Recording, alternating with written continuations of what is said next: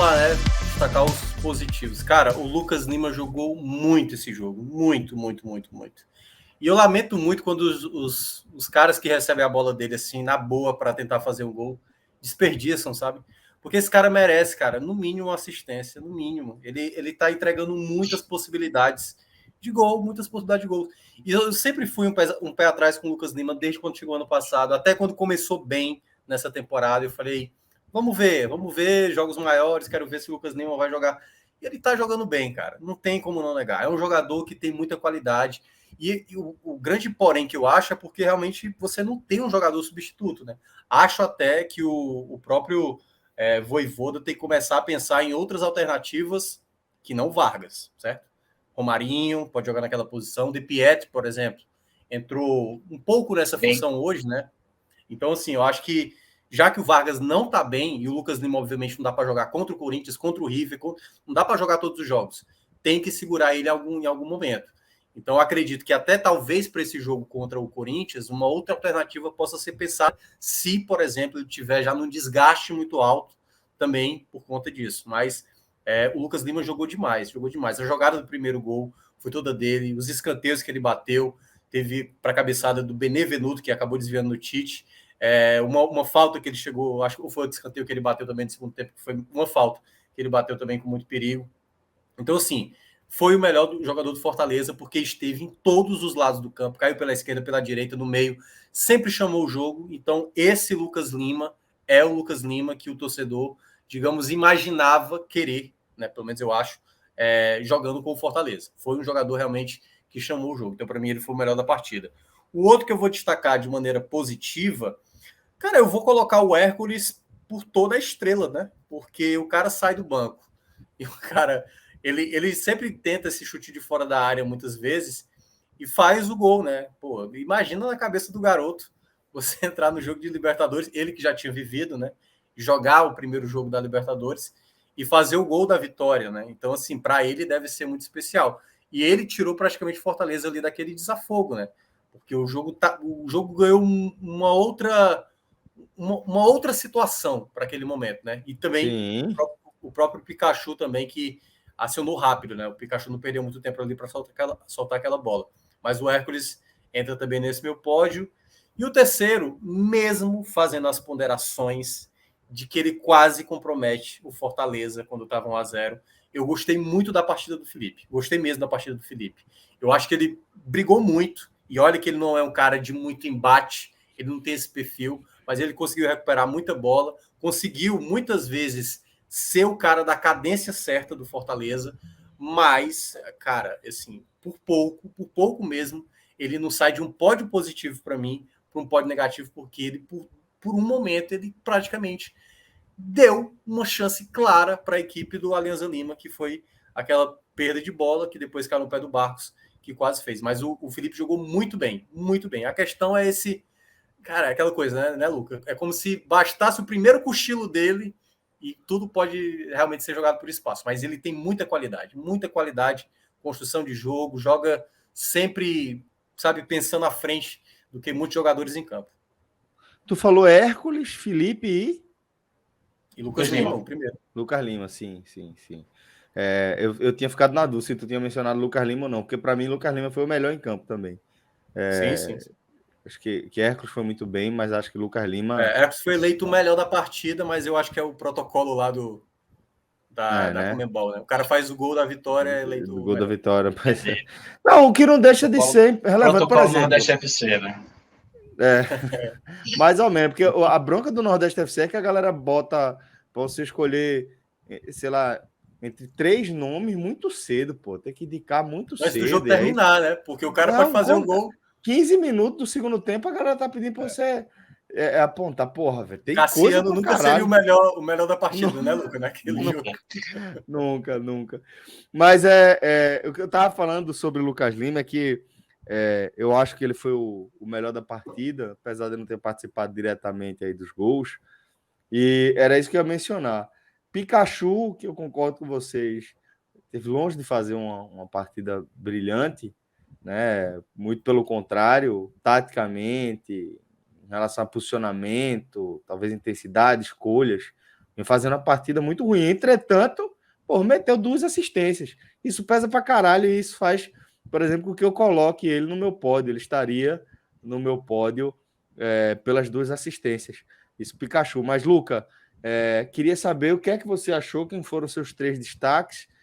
Minhoca foi com Lucas Lima, Hércules e Felipe.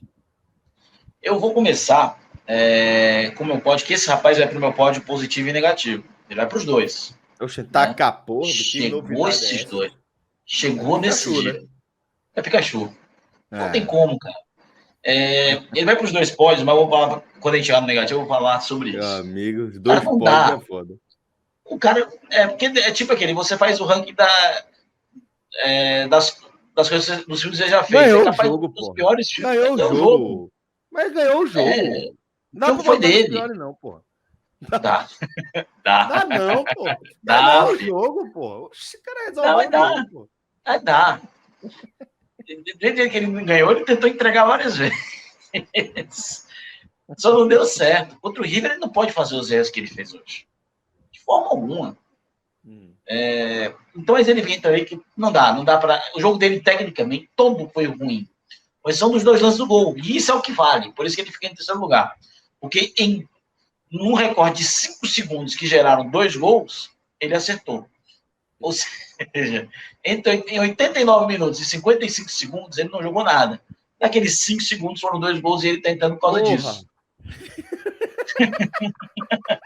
Aqui tem que analisar a partida, né? Não pode analisar só recorte.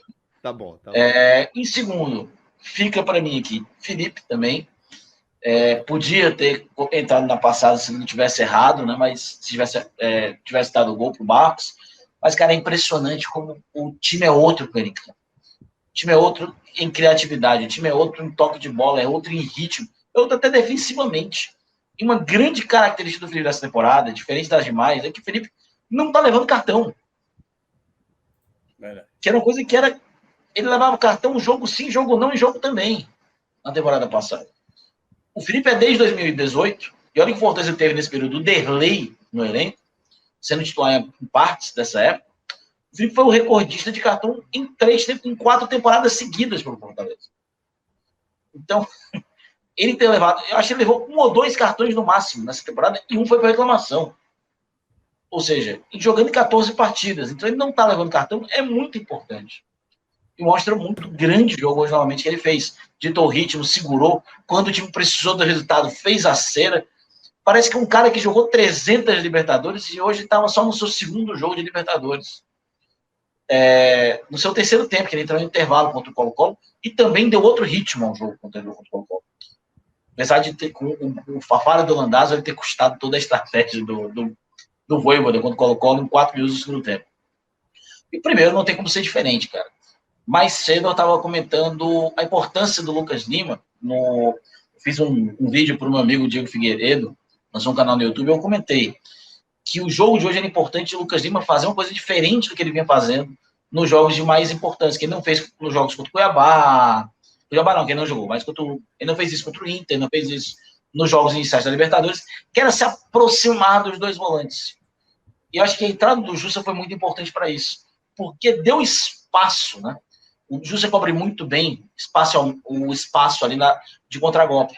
Então, deu muito espaço para o Lucas Lima rodar o jogo, que era o que estava faltando, que estava precisando isso. E eu tinha comentado justamente que uma das jogadas que eu mais queria ver e não tinha visto na Libertadores era o Crispim abrir pela direita para o Pikachu vir para o meio. Que é uma troca que eles fazem, inclusive fizeram num dos gols contra o Calcaia. Né? Alguns jogadores contra o Calcaia, eles fazem isso essa temporada, que é muito importante. O Lucas abre na direita, ou seja, então ele puxa a marcação para cá, e o Pikachu faz o facão por dentro. E normalmente o Pikachu vem livre. E o primeiro gol sai justamente nessa jogada. Ele vem na lateral, tá na ala direita ali, faz uma bela jogada individual, girando para cima do jogador do Alianza Lima, faz o facão para o Pikachu, que dá voltando para o Romero, que vai ser a minha menção honrosa, porque só camisa 9, que é camisa 9, faz o gol que o Romero fez. Não tinha um jogador no banco do Fortaleza, com todo respeito ao Kaiser, ao Robson, eu acho muito difícil que eles fizessem Podia até fazer. Mas a possibilidade entre o Romero e os outros fazerem é muito maior do Romero fazer. E não só isso, o Romero entra na história, né? O Romero se torna o estrangeiro com o maior número de gols no Castelão, passa o Steven Mendonça do Ceará com 7 gols, o Romero tem 8, e o Romero se torna o primeiro jogador da história do Fortaleza a marcar gols em âmbito estadual, regional, nacional e internacional. O primeiro. Ninguém nunca tinha feito isso antes. Então, ele quebra ali 2 marcas importantíssimas. Então, fica para mim uma menção honrosa. Em 4º lugar ali, quase pegando o pé do Pikachu, se o Pikachu não tivesse dado 2 assistências. Então vamos para os destaques negativos agora. Vai começar contigo mesmo, Luca. Eu quero que tu bote aí Pikachu nos piores para a turma continuar te cornetando. Ele ficou em terceiro. Ele não foi o pior. Porque não dá para colocar em pior um cara que dá 2 assistências. Nos 2 pódios, né? Nos 2 pódios. Terceiro lugar. 2 medalhas de bronze. Tu tá mutado, macho. Tu tá mutado, Celso. É que eu tô encareado, bicho. Eu tô careado aqui contigo, pô. Como é que tu coloca o cara que deu 2 assistências, os 2 gols que o Fortaleza fez, nasceu do pé do cara, como é que o cara coloca entre os piores? Nem que ele tivesse feito 2 gols contra, porra. Não, mas ele errou demais. Ele foi mal no jogo. Ele errou tudo. Menos 2 lances. E graças ao Morrinho, um deu certo. Falem falou tão mal do gramado do Castelão, deu 3 pontos para o Fortaleza hoje. Já valeu a pena esse gramado ruim. Aí, rapaz. E disse que chuva... E nem precisou desligar. Fale não. Aí, ó, ele não precisou desligar nada, não precisa disso. Aqui é diferente. Então, cara, o time foi bem. Ele foi mal, errou muitos lances taticamente, matou muitos contra-ataques. Então, por isso, ele fica nesse terceiro lugar aqui também. É um jogador importante, que precisa de descanso. E hoje ele foi do 8 ao 80, né? Foi do 8. Em momentos que ele deixou a desejar, de faltar. Tanto que teve que sair para entrar do Tinga, que já não estava aguentando. Mas ele fica em terceiro lugar. E segundo para mim, cara, é um jogador que eu já vi criticando aqui há um tempinho. Eu acho que ele é importante, ele é titular para mim, continua sendo titular. A gente precisa dele nesse time ainda, que ele dá um toque diferente. Mas o Crispim, defensivamente, não entrega. E hoje, novamente, tudo que era jogada, cruzamento, saía pelo lado dele. Não foi bem. Até pensava que ele ia com o Ceballos pela esquerda para ter um pouco mais de velocidade, mas eu acho que a situação do Tinga, fisicamente, ainda não era a ideal. Então, entre o Tinga e o Tite, ele deve ter escolhido o Tinga para descansar. Então, Crispim não foi bem. Até pensava que ele ia tirar o Crispim em algum momento para o Juninho Capixaba entrar. Mas Crispim não foi bem, novamente. Mas ainda é um jogador necessário. Mas hoje não foi bem e para mim fica titular. E para mim o pior em campo, né? É até difícil dizer isso, né, cara? Porque o time não teve ninguém assim muito mal. E eu vou colocar ele como pior em campo, apesar de ele não ter feito uma partida ruim. Porque ele entrega muito. Mas ele erra tanto na última decisão, na tomada de decisão, que ele pode driblar 50 caras. Se ele não tocar certo ou não finalizar certo, não vai adiantar de nada. Que é o Moisés. Ele é um cara que tem muito potencial. Mas ele tem que melhorar essa tomada de decisão dele para ontem. Para ontem. Jogo passado, a gente criticou isso, que o Mioca falou que ele às vezes puxa a bola para dentro e vai levando. Hoje, de novo, ele fez isso. Mais uma vez. Uma para dentro e uma para fora. Ele fez isso. Ele é um jogador que tem muito potencial, muita qualidade, mas ele precisa melhorar essa tomada de decisão. Porque se tá ali 0-0 com o River, jogo dominado, jogo ali finalzinho, 47 do segundo tempo, ele não pode errar a tomada de decisão. Porque se ele erra, pode custar uma vitória, pode custar uma vaga, pode custar a história do Fortaleza na temporada 2022. E hoje ele tomou muitas decisões erradas. Muitas, quase todas. Ele faz bem o lance, ele começa bem o lance, mas aquele negócio, com todo respeito aqui, desculpe, porque eu prometi a mim mesmo que eu ia falar menos palavrão. Mas não dá. O Moisés é aquele vencendo nos últimos jogos, em alguns momentos, olha que ele é um dos melhores jogadores do time da temporada. O Moisés é aquele jogador que às vezes a gente olha, você não caga no começo, você vai cagar no final da jogada. E hoje foi justamente, ele fez sempre na segunda parte, praticamente todos os lances. Então ele tem que melhorar essa tomada de decisão. Se não melhora essa tomada de decisão, pode custar caro para o Fortaleza e pode custar caro até para a confiança dele, que tinha dado uma melhorada nos últimos jogos. Ele deu um boost. Então ele tem que melhorar essa tomada de decisão, porque isso faz bem, óbvio, para o time, mas também para ele, como um jogador ali que está se estabelecendo como num clube de primeira divisão, por toda a caminhada que ele teve. Ele precisa dessa confiança, especialmente para não errar tanto. E aí eu vou deixar com o Minhoca, que ele já está aqui. O Minhoca está se coçando. Minhoca, traga os negativos, mas eu queria que você incluísse aí na sua análise o que você achou de Max Wallace, Tite e Sebadios. Eu acho, inclusive, que é Sebadios que está marcando... na jogada do cruzamento. né? E eu acho que Sebadios falhou ali. Max Wallace também acho que falhou naquele lance.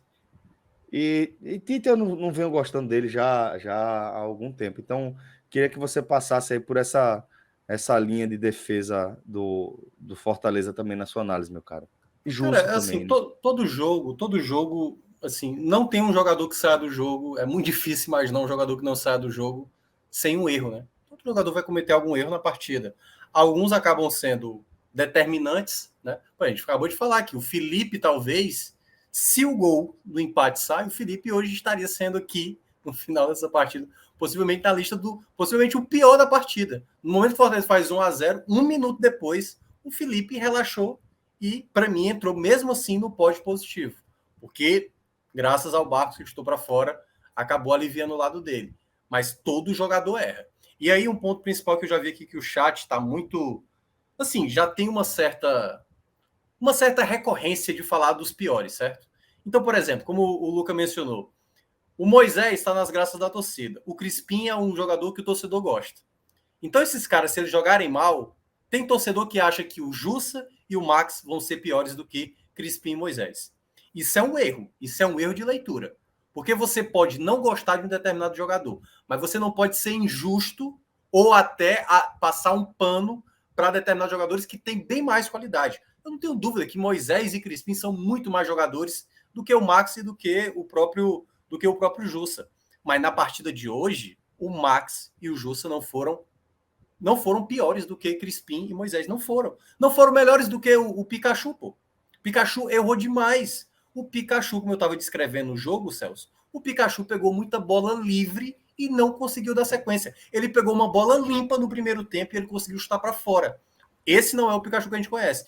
Pode ter sido uma noite ruim dele. O Pikachu, no geral, é assim? Não é assim, mas o Pikachu fez uma partida. Se a gente, nesse jogo que ele jogou mal, não puder falar mal do Pikachu, não puder falar mal do Moisés e não puder falar mal do Crispim, qual outro jogo? E precisa ser chamado a atenção. O próprio Pikachu, nesse lance que ele chutou para fora, que ele estava livre, por exemplo, ele mesmo ficou irritado com ele, porque ele sabe que não costuma perder. Então, nesse aspecto, o Pikachu, mesmo tendo dado 2 assistências, o Pikachu não jogou bem. O Pikachu, para mim, vai entrar nesse pódio na mesma colocação que o Luca colocou. Porque o Pikachu teve muitas oportunidades, chegadas boas no ataque, chegadas em que a defesa do Alianza estava bem exposta e ele errou. Ele errou. E isso pode cobrar um preço mais na frente, se por acaso o saldo pesar. Mas não foi só ele o culpado. A minha segunda colocação também vai para o Crispim. O Crispim foi um jogador que foi pouco participativo, ele ajudou mais na construção de trás, mas ofensivamente, sabe, aquele passe mais em profundidade, apareceu um pouco mais à frente, faltou um pouco mais dele, e obviamente o pior da partida foi o Moisés. Mas, ainda vou falar aqui um pouco do Moisés, né? O Moisés, como a gente tinha falado, né? Tanto esse tipo de jogada que ele vai levando, e aí quando precisa da tomada de decisão certa, ele erra, mas também até mesmo de tentar fazer umas jogadas quando ele quer mostrar algo a mais, né? Ele quer fazer ele vai bater, por exemplo, ele fez uma jogada até bem feita, que ele foi tentar o cruzamento, ele pisa, o cara passa direto e ele faz o cruzamento na área. Então ele tem que ser um pouco mais a tomada de decisão. Acho que é isso onde o Moisés mais caiu nos últimos jogos. Ele não está mais rendendo como antes. Não sei se o Vojvoda pensa em modificar ali para o jogo do Corinthians, mas é um jogador que precisa ser mais cobrado na tomada de decisão para alguns momentos. E vou fazer algumas menções aqui. O nome que o Lucas sempre mencionava aqui, que era no caso do Kaiser, cara, o Kaiser, eu não sei se ele está em condições físicas de jogar, aparentemente. Me parece. Porque... Não entra, cara. Não tá jogando, ele não pega na bola, ele não pega na bola quando ele entra. Ele está andando em campo, assim. Parece que ele entrou em campo e acabou de jogar na altitude da Bolívia a 3.400 pés, assim. O cara entra em campo, o cara tá pesado, tá lento, não dá combate, ele não faz uma marcação-pressão em cima, ele acabou de entrar em campo, ele não consegue oferecer muita coisa, E aí é onde entra o problema que eu vejo do Kaiser nesse exato momento, que pode melhorar, pode fazer gols, mas fisicamente me parece que o Kaiser ele não está na mesma balada dos demais. Por isso que me preocupa e vou colocar essa menção, porque desde a entrada dele em campo, praticamente a chance que ele poderia ter feito foi uma jogada pelo lado direito que ele faz um cruzamento e a outra que poderia ter sido um possível passe do De Pietri para ele já no finalzinho. Ele estava bem atrasado. Ele estava na frente do De Pietri quando o De Pietri rouba a bola. Ele estava à frente do De Pietri. Então o De Pietri de costas consegue ele chegar muito à frente dele com a bola no pé. O De Pietri estava muito à frente dele. Eu ainda acho que se o De Pietri dá mais um passo, o Kaiser não chegava. E tinha 2 jogadores na linha. Eu ainda acho que ele não era uma boa, porque ele estava muito atrás. E não é de hoje que essa crítica do Kaiser tem que ser feita. Então, e é um jogador de 6 milhões, a compra mais cara da história do Nordeste. São 6 milhões de reais. Tem alguma coisa no Kaiser. Cara. Tem alguma coisa no Kaiser que não tá fazendo sentido. Não sei se é questão clínica, não sei se está acima do peso, mas ele não dá nenhum tipo de dinâmica no setor ofensivo. Não consegue fazer uma movimentação que consiga prender a atenção do adversário, sabe? Sair da área para dar um passe e já se apresentar. Está muito, muito, muito pesado. Muito pesado, um jogador muito pesado em campo. Não tem me agradado as entradas do Kaiser. E a outra menção é aí também o outro puxão, apesar de ter jogado bem, certo? Acho que até jogou bem. Mas teve novamente o Tite, nossa senhora, velho, ele consegue todo jogo uma proeza de perder uma bola simples. Impressionante o Tite. Teve uma saída de bola no primeiro tempo que ele estava com muita tranquilidade. Tinha ninguém pressionando ele. Ninguém. Aí ele demorou. Aí o jogador apertou, ele estou para fora. Aí eu falei, cara, como é que pode, cara? Tá com a bola livre, tem campo e tem a opção de passe e ele conseguiu colocar a bola para lateral. Aí, tipo assim, cara, é por isso que eu acho que com o tempo, assim, e eu espero que o Fortaleza entenda, o Sebadios tem que ser. Agora, assim, não dá para falar um A do Tite quanto à entrega, quanto a... Enfim, tudo aquilo que você olha, não à toa ele é capitão, né? Ele é um cara de muita entrega, mas, assim, nas escolhas que faz em campo, e futebol é escolhas, é quase chamado efeito borboleta. Se você faz a escolha certa, o outro faz a certa, boa possibilidade de você fazer um gol. Agora, se você faz a coisa errada, uma coisa errada, que é exatamente isso, é uma bola aqui, na saída da defesa, que não era uma besteira, era só sair no simples, gera um lateral, gera uma falta, gera uma perda de bola, e aí acaba você tomando gol. Então, são essas situações que nesse Fortaleza, caras como o Tite precisam entender para não dar possibilidades para um jogo que estava totalmente a seu favor, deixar escapar, e o Fortaleza teve, né, ali um flerte com quase uma tragédia novamente, mas acabou confirmando a vitória. Interessante falar do Tite, porque o Tite é um jogador que a diretoria vem falando em renovar o contrato dele até o final do ano que vem. Então, um zagueiro que não é muito físico, né, na questão de explosão e velocidade, de 35 anos, que não vem fazendo um bom 2022 e provavelmente não é barato. É o mesmo erro, por exemplo, que a diretoria do Fortaleza fez ao manter o Ayrton Paulista e o Oswaldo por 2021. E olha que o Oswaldo, na minha opinião, entregou muito na reta final, jogando improvisado de ala esquerda. Só que aquela questão, renovar com jogadores que não vêm fazendo um bom tempo, que não são baratos, por causa do que eles já entregaram antes, por causa de gratidão. Acho que o Fortaleza, às vezes, a renovação com o Matheus Vargas não faz o menor sentido. Isso aí é. A do próprio Lucas Lima não faz muito sentido, apesar que hoje eu acho que já ele deu a volta por cima, na minha opinião. Eu acho que os números dele são muito mentirosos quando a gente olha para o que ele rende em campo. Aí não fez gol, não deu assistência. Mas, porra, ele entrega. Ele deixa a bola lisinha, ele faz o jogo rodar.